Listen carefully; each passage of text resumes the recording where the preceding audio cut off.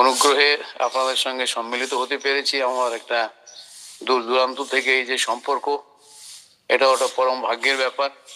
দয়াল ঠাকুর বিশ্বের কল্যাণে তিনি নরতরুণী এই পৃথিবীতে এসেছিলেন। তার সেই সমকালীন সময়ে আমরা মানসী তনুতে জীবন লাভ করে তাকে অনুসরণ করবার সুযোগ পেয়েছি। তার রাতুল চরণে দীক্ষা গ্রহণ করতে পেরেছি। বহু জন্মার্জিত সুকৃতির সুফল এটা। এক জীবনে সদ্গুরু সান্নিধ্য মেলে না, কত জন্ম আমাদের কেটে গেছে তার ঠিক নেই। তো ঠাকুর এবার তিনি বলছেন, বিশ্বে যে নাম নিয়ে এসেছেন সেই পবিত্র নামের সংস্পর্শে সমস্ত জগৎকে অভিষিক্ত করবার জন্য তার প্রয়াস।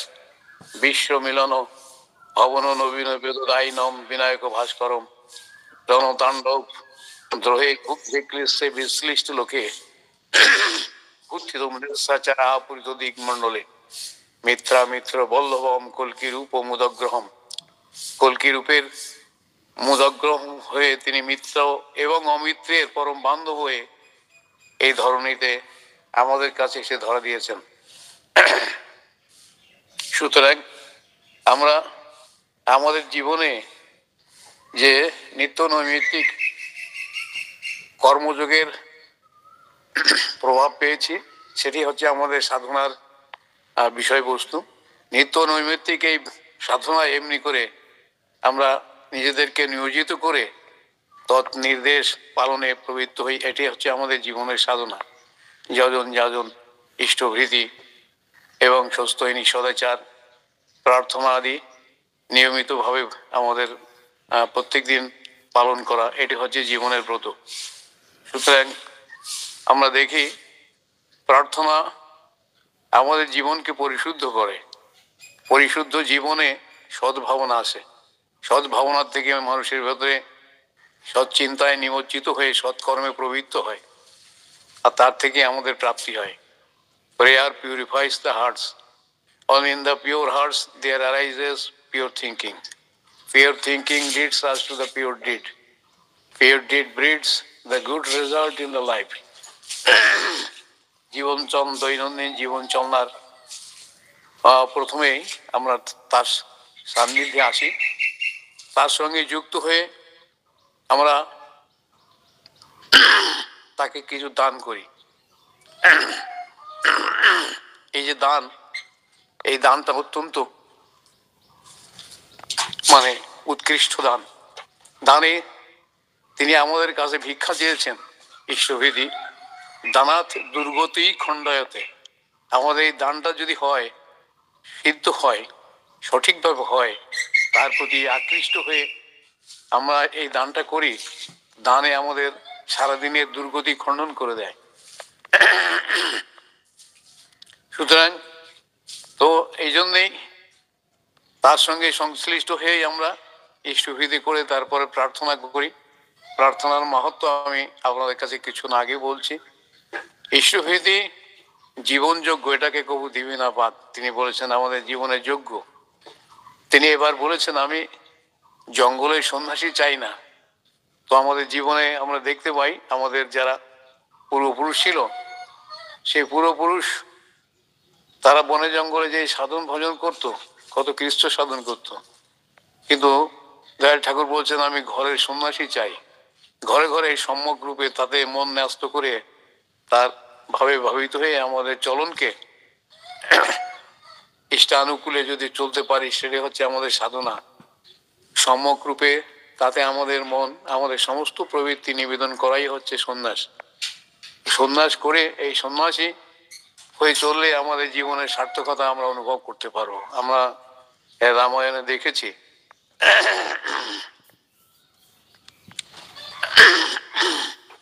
রাবণ পুত্র মেঘনাথ নিকুম্ভিলায় যজ্ঞ করে সে যদি বেরোতো, তাহলে তাকে কোনো কেউ যুদ্ধে পরাজিত করতে পারতো না, তো অপরাজেয় হতো।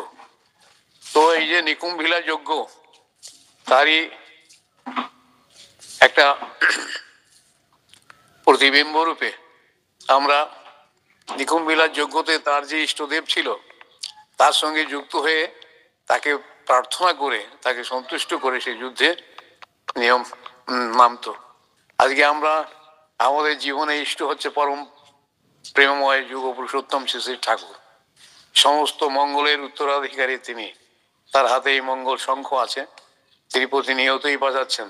সেই পরম ইষ্টের জীবন্ত বিগ্রহ, তার সঙ্গে যুক্ত হয়ে তার সঙ্গে আমরা সম্পর্ক করে তাকে কিছু দান দিয়ে আমরা আমাদের জীবন যুদ্ধে গমন করি।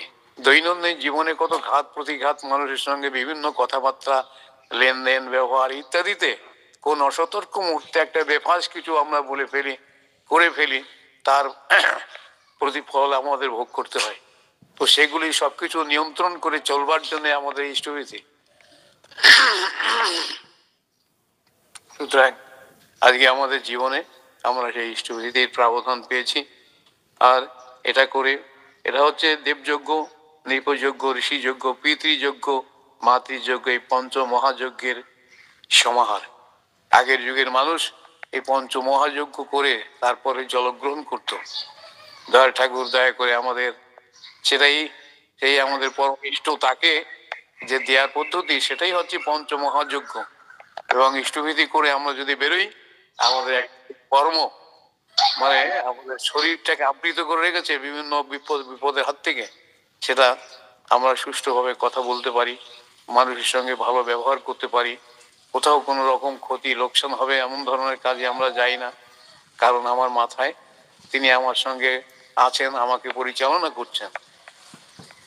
এই যে জীবনের প্রাপ্তি, এটা কত জন্ম আমরা কৃচ্ছ সাধন করেছি সেটা আমাদের জানা নাই। বিশেষ করে যারা জাতিস্বর তাদের হয়তো মনে আছে। তো বহু জন্মে সুকৃতির ফলে সদ্গুরুর সান্নিধ্য মেলে। তো বহু জন্মের সুকৃতি আমাদের এবার এই জীবনে আমরা অনুভব করতে পারছি।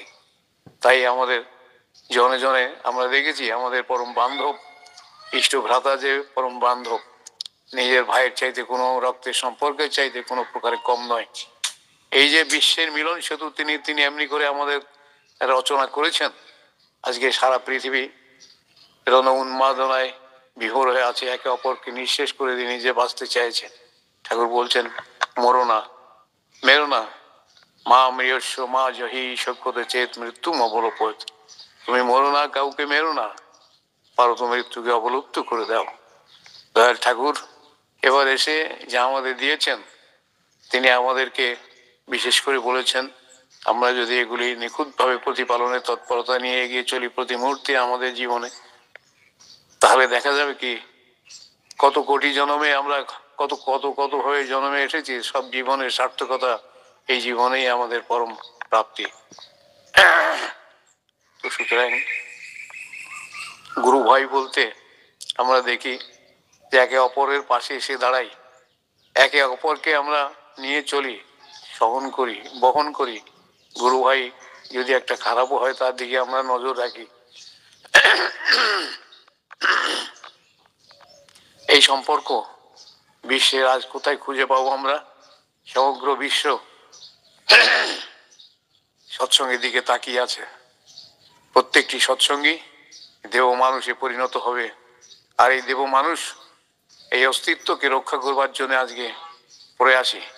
যে মরণযোগ একটা বিরাট কলিযুগের সমস্ত কিছু সাধিত হয়ে গেছে, একটাই মহাপ্রলয় কেমন কেবল বাকি আছে, আর সেটা চলছে এখন, প্রতি মুহূর্তে চলছে। বিশ্বে যে যুদ্ধ চলছে প্রতিদিন এমনি করে মানুষ বা মানব ক্ষয় হচ্ছে, আমরা এর খোঁজ খবর রাখি। সুতরাং এহেন পরিস্থিতিতে আমরা আমাদের জীবনকে আমরা চিনতে পেরেছি। আমরা আমাদেরকে বুঝতে পেরেছি তিনি হচ্ছেন আমাদের আয়নার সমপুরুষ। আয়নার সান্নিধ্যে বা আমরা সম্মুখে গেলে আমার শরীরের অবয়ব কোথায় কি মানে খুঁত আছে, কোথায় কি ক্ষতি আছে, কোথায় কি লোকসান আছে, আমরা এগুলি সবই আমাদের এই বাস্তব চোখে অবলোকন করতে পারি, দেখতে পারি, বুঝতে পারি, সংশোধন করতে পারি।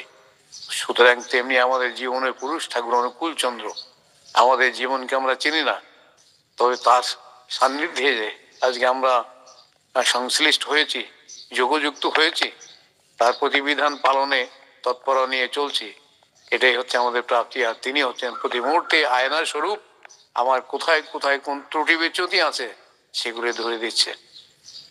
নিজের ত্রুটির ধারণা ধরে অন্যের ঘাড়ে দোষ চাপায় অহংমত্ত এমন বেকুব ক্রমে ক্রমে নষ্ট পায়। আমরা আমাদের নিজের ত্রুটিকে আমরা জানি না, বুঝতেও চেষ্টা করি না, বুঝিও না নিজের ভুলটা। তো এই আত্মসমীক্ষা বা আত্মসমালোচনার যে প্রয়াস, তার সান্নিধ্যে এসে আমরা বুঝতে পারলাম you are for the lord, not for others. You are for the lord, so for others. আমরা একমাত্র ভগবানের জন্য, আর ভগবানের জন্য এই পৃথিবীতে এসে ভগবান আমাদেরকে পরিচালিত করছেন। তদ্গত তৎসম্পন্ন সম্পন্ন হয়ে প্রতি মুহূর্তে চলছি। তিনি আমাদের সঙ্গে বিরাজ করছেন, তিনি আমাদের গাইড করছেন, আমাদের মনের ভেতরে তিনি বিরাজ করছেন, আমাদের আত্মার মধ্যে বিরাজ করছেন। সুতরাং এই যে চলুন, এই যে অনুচলন, আজকের বিশ্বের মানুষ, প্রকৃত প্রস্তাবে মানুষের তনুতে আমরা আছি, কিন্তু কত জন্তু জানোয়ারের আত্মা পোষণ করে আমরা চলছি, হিংসা, দ্বন্দ্ব, গ্লানি, বিদ্বেষ ইত্যাদি নিয়ে প্রতি মুহূর্তে এগিয়ে চলেছি। এই পরিস্থিতির মধ্যে সৎসঙ্গ একমাত্র প্রতিষ্ঠান দয়াল ঠাকুর তিনি রচনা করে গেছেন বিশ্বের বুকে। সুতরাং সেটাকে আমাদের প্রত্যেকের দায়িত্ব, আমার সেই দায়িত্ব আমাকে পালন করতে হবে। আর সেটা কিন্তু সাধনা, তার আদেশ পালন করার সাধনা। আমাদের যে স্থান থেকে আপনাদের সঙ্গে আজকে আমি সংশ্লিষ্ট হয়ে কথা বলছি, এক নিবিড় জঙ্গলের মধ্যে আছি। সেখানে তার দয়া প্রতি মুহূর্তে আমরা অনুভব করছি। এই জঙ্গলের মধ্যে একটা বিরাট মন্দির তৈরি হয়ে গেছে। এখানে সেই সম্পর্কে আমি দু একটি কথা আপনাদের কাছে জীবনের বাস্তব ঘটনা তুলে ধরার প্রয়াস নিচ্ছি। এটা জায়গাটির নাম হচ্ছে সুন্দরনগর। আমরা যখন এসেছি তখন অসুন্দরে ভর্তি ছিল চারিদিকে পরিবর্তন। এখানে তৃষ্ণার জল ছিল না, এখানে যাতায়াতের কোনো ব্যবস্থা ছিল না, এক নিবিড় জঙ্গলে। তারপরে আমাদের পেটে কোনো খাদ্য ছিল না, শস্য ফসল হতো না জমিতে। আমাদের সুদূর বাংলাদেশ থেকে এসেছি, যে সেই যুদ্ধের প্রকোপে বাস্তুয়া হয়ে আমরা এই ভারত মাতার কাছে আমরা শরণাপন্ন হয়েছিলাম। কত লোক আমরা এসেছি তার ঠিক নেই। তাদের সবাইকে ভারত মাতা, তৎকালীন সময়ে ইন্দিরা গান্ধী ছিলেন, তিনি আমাদের সযত্নে রক্ষা করে পুনর্বসতি প্রদান করেছেন।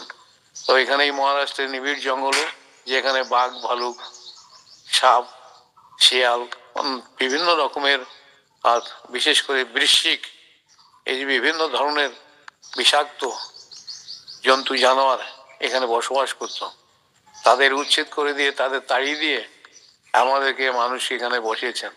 সে প্রতিকূলতার সঙ্গে যুদ্ধ করে আমরা কি করে বেঁচে আছি, যেখানে বৃষ্টির জল ছিল না, যেখানে আমাদের পানীয় জলের খুবই অভাব, যেখানে খাদ্যের অভাব, চলাচলের অভাব, ভাষার অসামঞ্জস্যতা, পরিবেশের সঙ্গে মিল নাই, মৌসুম আমাদের পক্ষে অসহনীয়।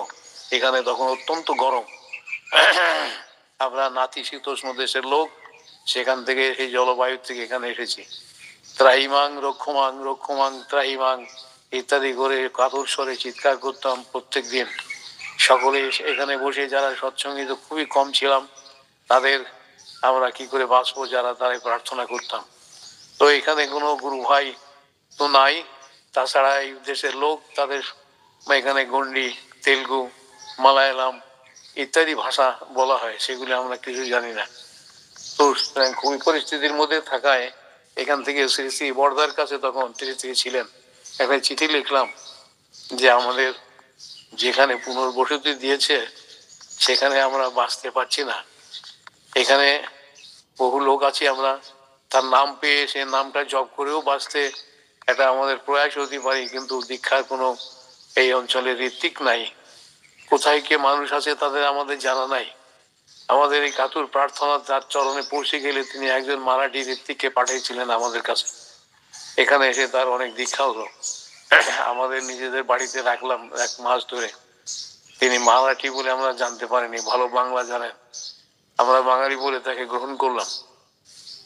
তখন প্রচুর পরিমাণে এখানে মানুষ তার চরণে আসলো, সবাই মিলে তার কাছে প্রার্থনা জানাচ্ছে যে আমরা কি করে বাঁচবো, কি করে আমাদের পরিবেশের পরিবর্তন ঘটবে, এই সমস্ত মানে কি করে হবে। থাকতে থাকতে এক সময় আমাদের মহারাষ্ট্রের এখানে দেখা গেল কি যে গুরু ভাইরা যারা আছে পুরনো এদিক ওদিক তাদের সঙ্গে সংশ্লিষ্ট হয়ে মহারাষ্ট্রে ডাক পড়লো একবার আনন্দবাজারের জন্যে। তো আমরা সেখানে গেলাম। তো আমাদের এক মানে স্বরূপ দাশগুপ্ত বলে একটা ভাই, সে কোনো ক্রমে আমাদের এখানে এসে আমাদের সঙ্গে পরিচিত হলো। আমাকে শ্রী শ্রী বড়দার কাছে নিয়ে বললেন এটা খুব জঙ্গলের মধ্যে থাকে, সেখানে বাঁচার কোনো রাস্তা নাই। তখন মানে বোধহয় তিনি বড়দাই তিনি গত হয়ে গেছেন সেই দাদার কাছে। সেখানে বললেন যে এখানে এমনি করে অনেক একটা ছোট একটা প্রার্থনা কেন্দ্র তৈরি করেছে, এরা ঘর তৈরি করেছে, সেখানে নিত্য প্রার্থনাদি করে। তো আমি নিবেদন করলাম যে ওখানে আপনাদের পদধূলি যদি পড়ে তাহলে আমাদের দৃঢ় বিশ্বাস আমাদের প্রকৃতির উপর প্রভাব বিস্তার হতে পারে, আমাদের যে আবহাওয়া যে মৌসুম আমাদের অনুকূলে আসতে পারে। বর্তমান আচার্যদের তিনি বললেন মধুদা আপনাদের ওখানে সিপাহী যাবে তাকে একটু লক্ষ্য রাখবেন, তিনি আমাদের রক্ষা করতে আসছেন। আর আমাকে বললেন তিনি তাকে লক্ষ্য রাখবেন। আমি বললাম মনে মনে ভাবলাম যিনি আমাদের রক্ষা করতে আসছেন তাকে আমাদের রক্ষা করতে বলছেন, চলেন। প্রয়োজনীয় সিপাহীরা আসলেন, বারবার দুইবার এসে তিনি এখানে অনেক দীক্ষা পেলেন এবং খুব আনন্দ পেলেন এবং এখানকার লোকের অভাব অভিযোগ ইত্যাদি কথা শুনে ব্যথিত প্রাণ নিয়ে বাবার কাছে গিয়ে বললেন, শ্রী শ্রী দাদা এই কথা শুনে তিনি বললেন চল আমি যাব সেখানে। তো তিনি সদল বলে একবার আসলেন সেখানে, সদল বলেন মানে তার 3 ছেলে এবং অনেক পার্ষদ বৃন্দ নিয়ে মানে যারা ঋষি তুল্য সৎসঙ্গের মানুষ তাদের সব অনেককে নিয়ে আসলেন। কিন্তু নিয়ে এসে আমাদের তখন তাদের ভালো থাকার জায়গা দেওয়ার জায়গা নেই। তারপর তাদের খাওয়া দাওয়ার তেমন ভালো ব্যবস্থা করার ব্যবস্থা নেই। আমরা তো খুবই কাতর, খুবই ব্যথাহত হয়ে তাদের কাছে প্রার্থনা করলাম আমাদের এই পরিস্থিতিকে আপনারা স্বীকার করে নেন। তারা কে কোথায় থাকলো সেই শীতের দিনে রাতে, আমরা তাকে তাদের বলবো আমাদের নিজেদেরকে আমরা মানে প্রশান্ততা দিতে পারছিলাম না। যাই হোক তথাপিও তিনি উৎফুল্ল হয়ে চলে গেলেন। যে তিনি কি করলেন পূজনীয় সিপাহী দাদাকে আরেকবার পাঠালেন এবং বললেন কি বাবা আরেকবার আসবে আপনাদের এখানে। সেবারও আসলেন তিনি। আমরা চারিদিকে এমন প্রপাগান্ডা করলাম, এই স্থানীয় লোকেরা সবাই ভেঙে চুরে আসলো, প্রচুর লোকের সমাগম হলো এখানে। তো সেখানে এই সমাগমের ভেতর দিয়ে আমরা এক বিরাট এখানে যোগ করো। এখানকার কালেক্টর যাচ্ছিল, যেতে যেয়ে দেখে কি রাস্তায় বন্ধ, চারিদিকে যাওয়া যাবে না। এখান থেকে 20 কিলোমিটার পিছিয়ে যেয়ে তারপর আবার অন্য দিক থেকে গেছেন তিনি। তার মানে ওই তার অনুগামী যারা আছে, যারা প্রশাসকীয় মধ্যে এক তাকে তিনি এসডিও কে ফোন করলেন যে ওখানে আমি যাচ্ছিলাম যেতে পারিনি, এমন বিরাট বড় আমার অনুষ্ঠান হচ্ছে আমার ডিস্ট্রিক্টে, আমাকে কেন জানানো হয়নি। তহসিলদারকে কল করলো, তহসিলদার আমাকে ডাকলেন। আমি বললাম স্যার আপনার টেবিলে দেখেন আমাদের নিমন্ত্রণ আছে, আপনাকে পাইনি রেখে গেছিলাম, আপনি যেতে পারেননি, আমাদের কোনো ত্রুটি না। পরবর্তী সময়ে যখন দাদা আসলেন তখন সবাইকে আমরা নিমন্ত্রণ করলাম। তো এখানে এসে তিনি শুনেছেন এখানে জঙ্গলে বাঘে মানুষ খায় না। তো আমাকে বললেন চল তো ভাই বাঘ দেখে আসি। বাঘের কথা শুনলে মানুষের আটকে ওঠে প্রাণটা। তিনি বললেন চল দেখে আসি। তো যেতে যেতে জঙ্গলের নিবিড় জঙ্গলের মধ্যে ঢুকেছি। এমন এক জায়গায় যে তিনি বলছেন কি আর যাবো না, এখান থেকে ফিরে যাব, তুই দেখ জঙ্গলে কোথায় বাঘ আছে। আমাকে নামাই দিলে, আমি জানি বাঘে মানুষ খায় না। এর আগে এই বাঘের মুখে আমি পড়েছি দুইবার করে। তো সুতরাং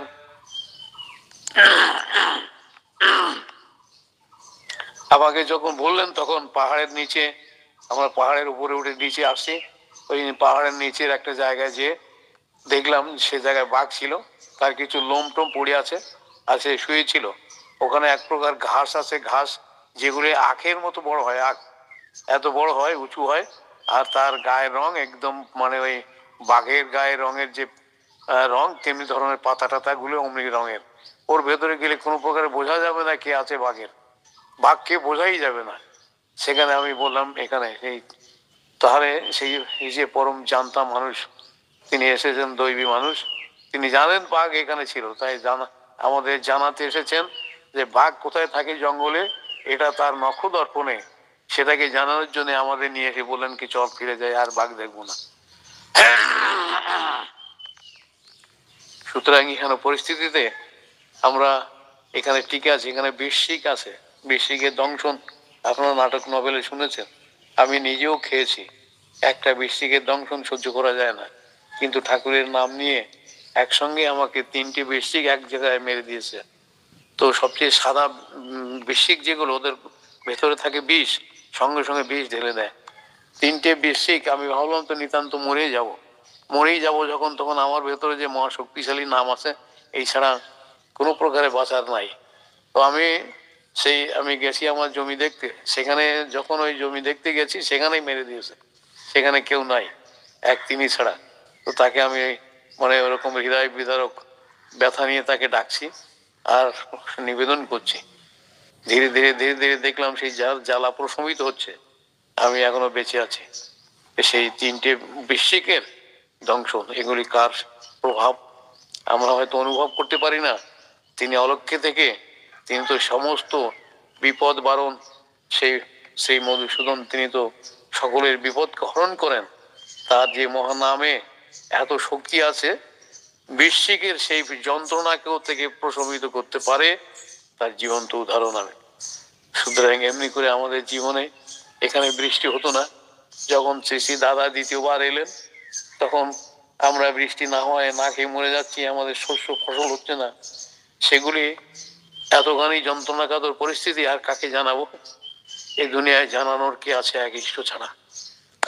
তিনি যখন চলে যাবেন তখন আমরা খুব গম্ভীর হয়ে মানে আমাদের আঁখি দুটি ছল ছল করছে জলে, প্রতি মুহূর্তে হয়তো জল পড়বে, হৃদয়টা খুব ভারী হয়েছে, কণ্ঠরুদ্ধ আজকে বাসি সঙ্গীত হারা, অমাবস্যার কারা তাই তো তোমায় শুধাই অশ্রু জলে। তো সুতরাং আমরা অশ্রু জলে তাকে শুধালাম। আমাদের এখানে জল নাই, বৃষ্টি হয় না, পানীয় জলের অভাব, আমাদের বাঁচার জন্য কিছু করে যান। তার মুখটা গম্ভীর হয়ে গেল, মেঘের মতো, কালো মেঘের মতো, বুকখানা পাশানো হয়ে গেল, কিছু বলতে পারলে না, মুখ ছল ছল করছে। এই পরিস্থিতিতে আমাদেরকে পরিত্যাগ করে আমরা তো হাম্বারাবে, গরুর বাছুর যেমন মাকে পায় না, এখন হাম্বারাবে চিৎকার করে, তেমনি করে বুক ফাটা কান্নায় ভেসে পড়লাম। এই পরিস্থিতিতে শীতের দিনে জানুয়ারি মাসে দাদা আমাদেরকে ফেলে এখান থেকে 25 কিলোমিটার যাচ্ছে, সেদিন বিশাল বৃষ্টি, তখন কালো মেঘ কোথা থেকে এসে আমাদের এই অঞ্চলকে অভিষিক্ত করে দিল, জলে প্লাবিত করে দিল, অকালে বৃষ্টি হলো। প্রশাসন প্রমাদ করলেন, তারা এটাকে মানে বিচক্ষণ করে দেখলেন আবহাওয়ার এরকম অঘটন ঘটলো কেন। তো শুনলেন তারা যে সৎসঙ্গের আচার্যদেব আসছিলেন, তার কাছে মানুষ এমনি করে জল চেয়েছিলেন, আর সেই দৈবী প্রভাবে আজকে আমাদের প্রকৃতির উপর প্রভাব বিস্তার করে জল জল তিনি দিয়ে গেছেন তাদের, এটা বিভিন্ন পত্র পত্রিকায় বেরিয়েছিল। সুতরাং সুতরাং দৈবী শক্তি যুগে যুগে এমনি করে আমাদেরকে ধরে রেখেছে। তো আজকে বিশ্বের বুকে আজকে সদম্ভে আমরা প্রচার করতে পারি, সেই মহা শক্তির অধিকারী আমরা। বিশ্বভীতি করে বেরোলে আমাদের জীবনে আমাদেরকে কোনো ভয় থাকে না, আর সেই অভয় দাতা পরম্পরায় তিনি আজকে আমাদেরকে রক্ষা করে চলছেন। বর্তমান আচার্যদেব তিনিও বারবার হেরেছেন এবং আমাদেরকে তিনি লক্ষ্য রাখছেন। আমাদের এখান থেকে অনেক লোক প্রায় প্রতি মুহূর্তে যাতায়াত করি আমরা তাদের সঙ্গে, এই যে তার সঙ্গে যুক্ত হয়ে এই জীবনটাকে চিনতে পারে, এমনি করে বিশ্বের বুকে উদাহরণ সৃষ্টি করে আমরা যাচ্ছি প্রত্যেকটি সৎসঙ্গী, এটা একটা বিরাট প্রাপ্তি আমাদের। তো সুতরাং জন্মজীবনের সাধনায় আজকে আমরা যে অমৃত পেয়েছি, শুধু আমরা নিজেরাই এটাকে পান করে আমরা পরিতৃপ্ত হবে না, বিশ্বের বুকে ছড়িয়ে পড়তে হবে, সমস্ত মানুষকে জানাতে হবে। ঠাকুর বলেছেন 10 কোটি মানুষ চেয়েছিলেন আমাদের কাছে, মানুষের বড় অভাব। আজকে আমরা যে যেখানে আছি এই পবিত্র মানে যে ধর্ম কাজ বা পবিত্র কাজ এতে লিপ্ত হয়ে আমরা নিজেদেরকে যে প্রভুর আদেশ পালনের জন্য তৎপরতা নিয়ে নিজেদেরকে আমরা সার্থক করে তুলতে পারি, সার্থক হতে পারি, সেই শুভ কামনা সবাইকে তার আতুল চরণের সবার জন্য মঙ্গল কামনা করে আমাকে সুযোগ দিয়েছেন, অসংখ্য ধন্যবাদ জ্ঞাপন করে আমি দুই কথা এখানে সমাপন করছি। জয় গুরু, বন্দে পুরুষোত্তম। দাদা।